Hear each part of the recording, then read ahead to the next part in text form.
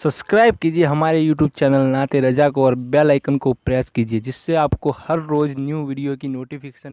Subscribe. त्योहार आ रहा है जी रमजान शरीफ का, इससे भी ले लो, उससे भी ले लो, उससे भी ले लो, सबसे ले लो।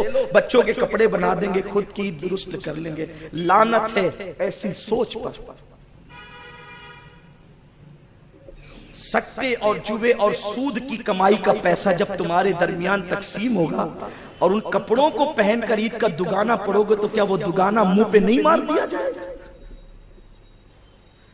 उस पैसों से रमजान शरीफ की सहरी करोगे तो वो रोजा मुंह पे नहीं मार दिया जाएगा? उस पैसों से इफ्तार करोगे तो वो इफ्तार मुंह पे नहीं मार दी जाएगी? सरकार गौसुल आजम दस्तगीर ने रमजानुल मुबारक की शुरुआत में कौम से कहा था, ऐ मेरी कौम, तुम रमजान शरीफ में हलाल पानी और खाने से तो एहतियात करते हो, मगर जब तुम इफ्तार के लिए बैठते हो तो तुम लोगों के खून से रोजा खोलते हो। लोगों के खून से रोजा मत खोलना वरना वो रोजा कबूल नहीं होगा। तो लोगों ने कहा था हम तो फल फ्रूट से, खजूरों से, पानी से रोजा खोलते हैं, हमने कब जो है खून से रोजा खोलना है? तो फरमाया जो लोगों का माल धोखा दही के साथ लेते हो वो खून नहीं तो और क्या है? आपका कसूर नहीं है, न इधर उधर की तू बात कर। ये बता के काफिला क्यों लुटा, मुझे रहजनों से गरज नहीं तेरी रहबरी का सवाल। जब मौलवी मुल्ले खुद देने लेने पर आ जाए तो कौन कब बचने वाली? दीन क्या है? सिर्फ तस्बीह घुमाने का नाम दीन है? मजहब व मसलक सिर्फ तस्बीह घुमाने का नाम है? नहीं। अल्लाह के रसूल सल्लल्लाहु अलैहि वसल्लम ने फरमाया जो लेन देन में दुरुस्त नहीं वो किसी मामले में दुरुस्त नहीं। और इतना सस्ती बिक गई मेरी कौम, 500 रुपए में तो अब मुर्गी भी 2 किलो की नहीं मिलती। वो आबरेट की बात नहीं कर रहा हूं, जिसको खाकर आप बीमार पड़ जाएं, वो देसी मुर्गी तो 500 की भी 2 किलो की नहीं मिलती। तुम 500 पे बिक गए, लोगों ने तुम्हें खरीद लिया। खुदा ने तो तुम्हारी कीमत बहुत बड़ी बताई थी। इन्नल्लाह अश्तरा मिनल मुमिनीन अनफुसहुम व अमवालहुम बिअन्न लहुमुल जन्नह। अल्लाह ने तुम्हारी जान और तुम्हारे माल को जन्नत के बदले खरीदा। तेरी कीमत जन्नत है, 500 रुपए नहीं है। और आज जीत का जश्न ऐसे मना रहे हैं जैसे कोई इनकी ईद आ गई। पटाखे पूरी गले कुचों में फोड़े जाए, न बीमारों का ख्याल है, न पढ़ने लिखने वालों का, न इबादत करने वालों का, न सोने वालों का ख्याल है। जो मजहब कुरान की तिलावत के लिए कहता है कि सोने वाले के सराहने जोर से कुरान मत पढ़ो, उसकी नींद में कहीं खलल ना आ जाए, उस मजहब के मानने वाले पटाखे इतनी जोर से फोड़ रहे कि नींद में लोगों, नींद तो अपनी जगह बीमार। और सोचो तो सही, वो कौम अपनी दौलत को अंगार लगा रही जिस कौम की बेटियां सिग्नलों पे भीख मांगती, वो कौम पटाखे फोड़ रही है हजारों रुपए के खरीद कर। ऐसे भी गरीब होंगे तुम्हारे शहर में कि रमजान शरीफ का चांद देखकर जिनको ईद की फिक्र होगी, और माँ अपने बच्चों को यूं बहला बहला करके, फुसला फुसला करके वक्त निकाल रही होगी कि बेटा तेरे बाबा की, तेरे बाप की उठान आएगी, तब हम जाकर बाजार से कपड़े खरीद करके लाए। उस कौम में रहते हो, उम्मत का दर्द नहीं, फिक्र उम्मत नहीं, और तुम पटाखे फोड़ के अपनी दौलत को आग लगा रहे हो। कौन कर रहा है ये? नाम निहाद मुसलमान, नाम निहाद दीनदार। सुनो, सुन लो, गौर से सुन लो। जो हार गए उनका तो आज ही से किला कमा हो गया, और जो जीत गए 5 साल के बाद उन्हें फिर सवाल आना है। और सुनो, अपनी फिक्र बनाओ, कोई ऐसे इक्तिदार पे ईमान का सौदा न करना जो 5 साल के बाद छीन लिया जाए। हम तो उस इक्तिदार के कायल हैं कि कब्र में जाने के बाद भी जो इक्तिदार छीना न जाए उसकी तरफ कोशिश करो, और उस इक्तिदार को विलायत कहते हैं। 800 साल हो गए गरीब नवाज कब्र में जाके आज भी हिंद पे हुकूमत कर रहे हैं।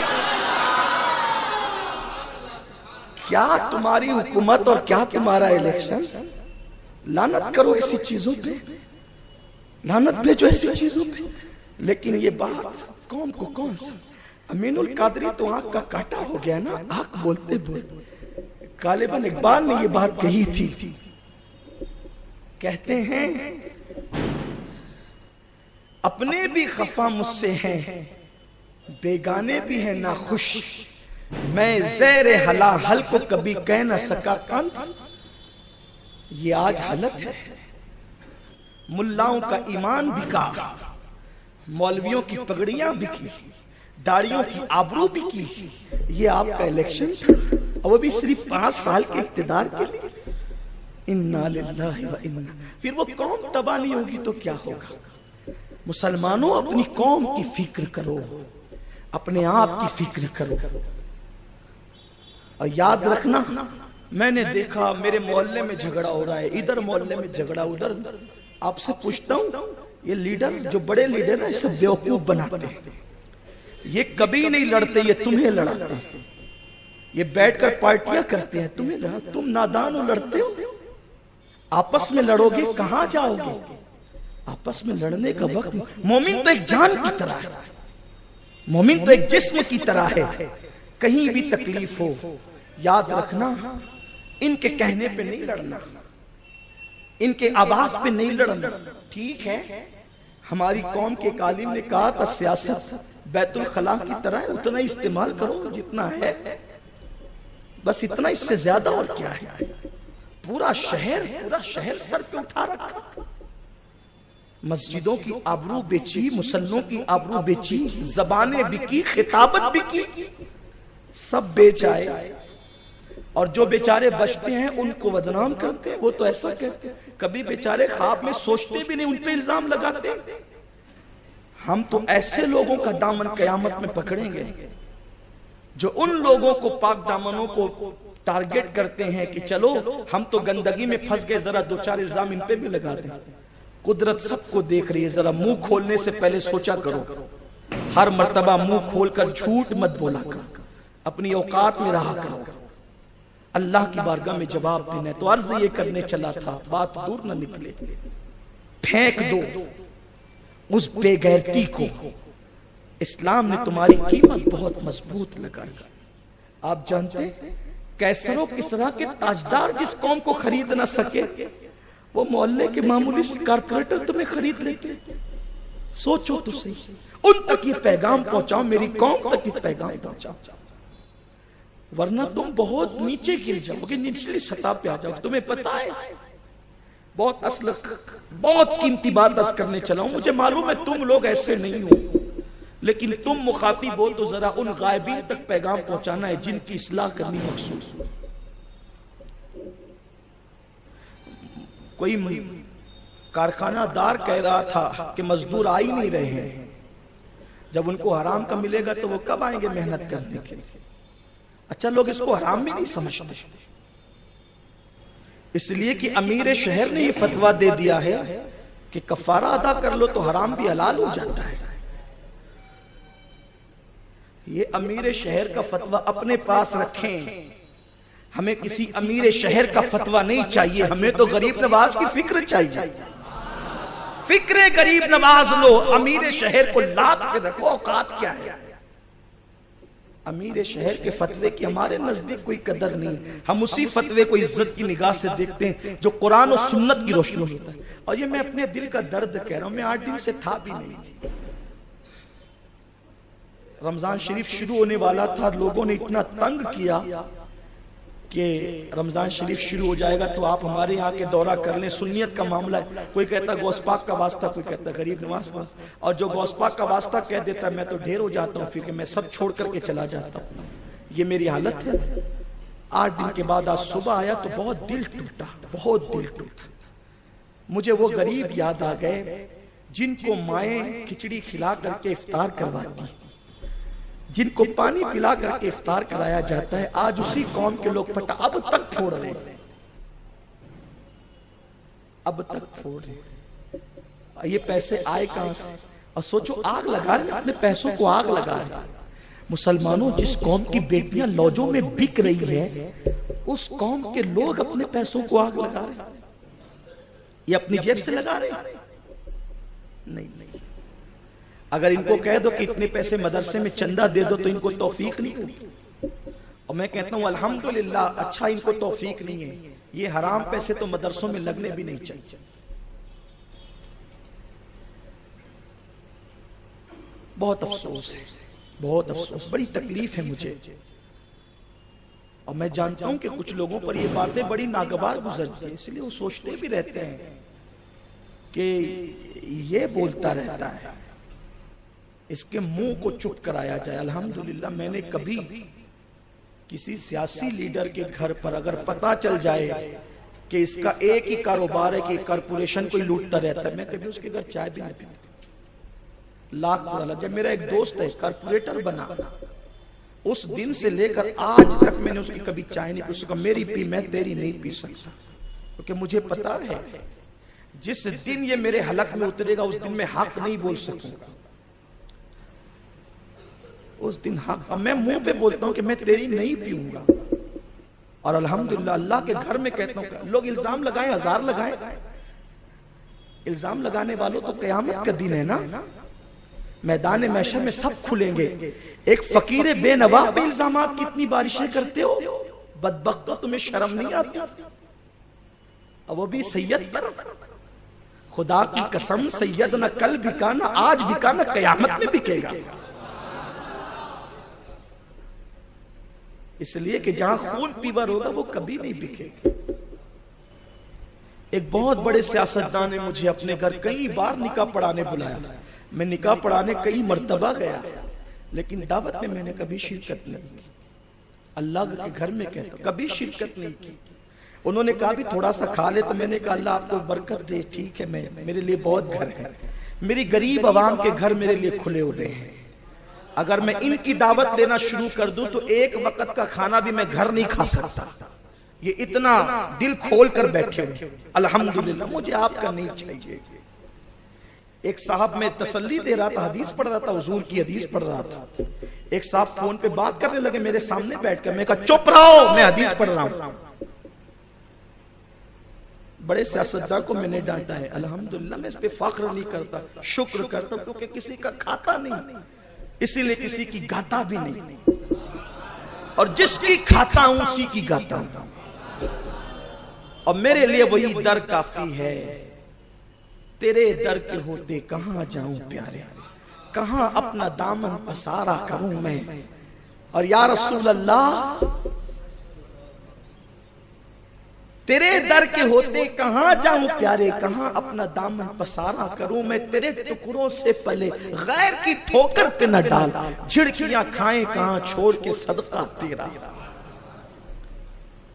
लोग आते हैं बहुत सौदा करने, सौदेबाजी का, दुआ लेकर जाओ। ये सौदागाह नहीं है, ये सौदागाह नहीं, दुआ लेकर जाओ, सौदे की बात ना करो, जाओ यहां से। इसीलिए अल्हम्दुलिल्लाह कोई कह नहीं सकता। और जो कहेगा उससे कहो कि अल्लाह का कलाम उठाएं, कुरान मुकद्दस हाथ में लेके बात कर। झूठे इल्जाम लगाते हो फकीरों पर, हम तो फकीर है ना, फकीरों पे इल्जाम लगाते हो, शर्म नहीं आती? अल्लाह को क्या मुंह दिखाओगे? कुदरत बता रही है, इल्जाम लगाने वालों को कुदरत बता रही है। उसकी लाठी उठती है ना, तो फिर हाथ किसी के होते हैं और मार किसी की होती है। ये बात हमेशा याद रखना। अल्लाह की लाठी में आवाज नहीं है, बड़ी बेआवाज है कुदरत की लाठी, और बहुत उसका अजाब दर्दनाक है। तो मैं आपसे कहता हूं, अगर किसी ने गलती से ले लिया है, अब वापस तो नहीं हो सकता। बगैर नियत सवाब के किसी गरीब की झोली में डाल दो, खुदा के लिए उससे इफ्तार नहीं करना, रोजा जाय होगा। उससे सहरी ना करना, रोजा जाय होगा। अपने बच्चों को पेवन के कपड़े पिला देना, मगर वो लानती दौलत को अपने बच्चों को नए कपड़े नहीं पिलाना, क्योंकि वो खुदा है, उसने चोच दिया है तो वो दाना भी पैदा करोगा। उस पर तवक्कुल करो, उस पर एतमाद करो, किसी की भीख मत लो। बड़ा मुबारक वक्त होता है जुमा का। मैं अर्ज करने चला था कि एक मर्तबा हज्जाज बिन यूसुफ ने, जब वो कूफा का गवर्नर बन के आया, बड़ा जालिम था ये बदबख्त जिसे हज्जाज कहते हैं। कूफा का गवर्नर बन के आया तो लोगों ने कहा, हज्जाज यहां बड़े बड़े मुत्तकी रहते हैं बेटा, इनकी बद्दुआ से डरना, ये तेरे लिए बद्दुआ कर देंगे। उसने कहा ठीक है अभी इंतजाम करता हूं। उसने सबको बुला के दावत की। अभी हमारा एक साथी बच्चा कह रहा था कि जरा एहतियात से इफ्तार करना, तो आपसे उनकी बात को मैं जोर दे करके कहता हूं, हाँ जरा एहतियात से करना, लेकिन दूसरों के दस्तरखान पे ही हजरत एहतियात मत बनना, अपना दस्तरखान भी देख लेना, वरना और जगह तो खजूर लेकर के जाते हो जेब में, वो खजूर भी हलाल की नहीं है, जरा इस पे भी तो तवज्जो करो। सब दूसरों के यहाँ हजरत एहतियात बनोगे, अपने दरवाजे पे कब बनोगे? बेहतरीन मोहतात वो है जो खुद के दस्तरखान पे मोहतात है, वहां वो एहतियात करता है। हज्जाज ने कहा भी इनका इंतजाम करता, ये बद्दुआ करेंगे मेरे लिए और हलाक करेंगे मुझे। तो हज्जाज ने क्या किया, सबको दावत दी, बेचारे आ गए दावत। और जब दावत में पहुंचे, उसने खूब पेट भर के अच्छी अच्छी ग़िज़ाएं खिला दी और खा लिया। तो जब जाने लगे तब उन्होंने खुद कहा, हज्जाज जरा होशियार रहना, हम लोगों की दुआएं और बद्दुआएं बहुत कबूल होती। कहा चलो निकलो, अब मुझे तुमसे कोई डर नहीं। कहा क्यों? कहा मैंने हराम का अब तुम्हारे पेट में लुकमा डाल दिया है, अब ना तुम्हारी दुआ असर करेगी ना बद्दुआ असर। आप उनमें से नहीं हो जाएं। रोजेदार की दुआ कबूल होती, जुमा के वक्त पेट में मगर हलाल होना चाहिए, पेट में हलाल होना चाहिए। खुदा के लिए मेरी कौम हलाल की तरफ आए। तलबुल हलाल फरीदतुन अला कुल्ले मुस्लिम फरमाया। और जिन्होंने लिया है, किसी ने देखा नहीं देखा, कुदरत ने तो देखा है, किरामन कातिबीन ने तो लिखा है।